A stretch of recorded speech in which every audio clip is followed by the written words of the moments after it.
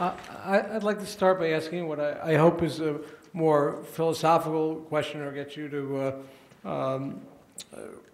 think through the larger meaning. But why is this issue of term limits and the possible expansion and the councils taking action, why is it such a big issue?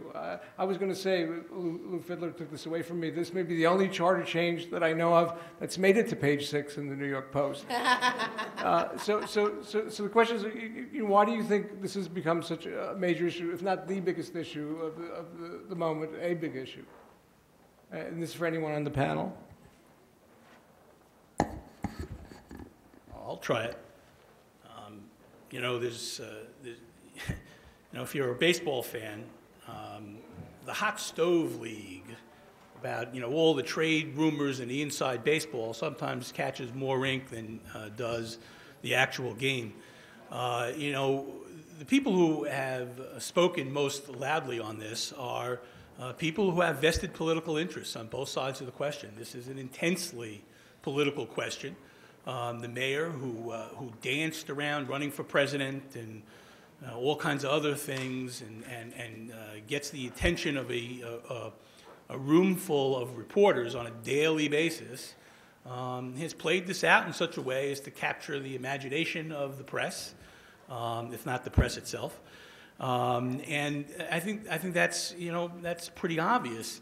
I do want to point out, though, and I'm sorry that Bill appears to have left the room, we did one other thing that was of greater consequence in less than 2 weeks, and that was raise property taxes 18.5%, which we went from soup to nuts on in less than 2 weeks. And I dare say I got more feedback in my office on the issue of raising property taxes, which probably affected people's lives more directly and more permanently than this issue did.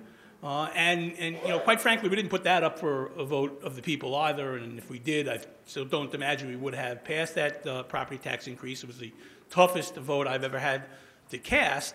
And I think we all need to put this into perspective. I mean, if you don't like, as a voter of the city of New York, don't like the action that we take when we pass this bill, as I believe we will, you do have redress at the polls, just as people who did not like the property tax increase had redress at the polls as well.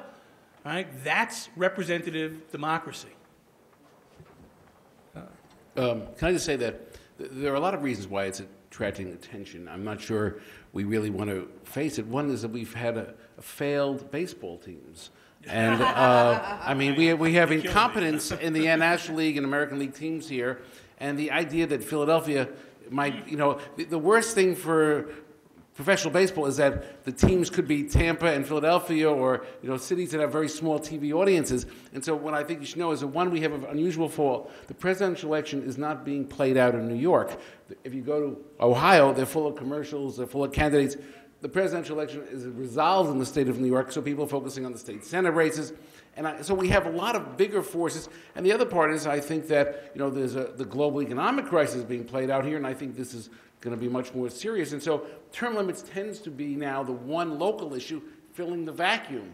And I think that's one of the reasons it's getting so much attention. As I said, the debate is in Hofstra University tomorrow. It might as well be in the south of Jersey for the amount of attention it's taking in New York.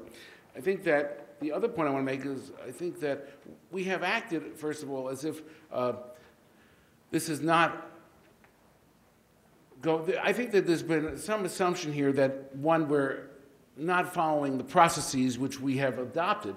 One is that we have empowered the city council, the state legislature, and referendum as ways to change the charter. That's the way in which we designed our government. This is not side action around democracy. This is one of the techniques. The other part is that I rarely would correct the former deputy mayor, Randy Mastro, but once in a while you might take a chance. This is not like 2001, when an effort was made to extend the term of the mayor. Voters will have the normal process next November to vote whether this is passed or not. We're not changing the rules, really, of the mayor election next year. We're changing the terms of office people have, doing it, by the way, through the city council, which is one of the techniques we adopted as New Yorkers to deal with the charter. So it's not really going around democracy. It's following the process. And I think the smoking ban was also adopted very quickly. If you remember in early '02, that the ban on smoking was one of the first things. If it had been debated for a long period of time, we would never have had it done.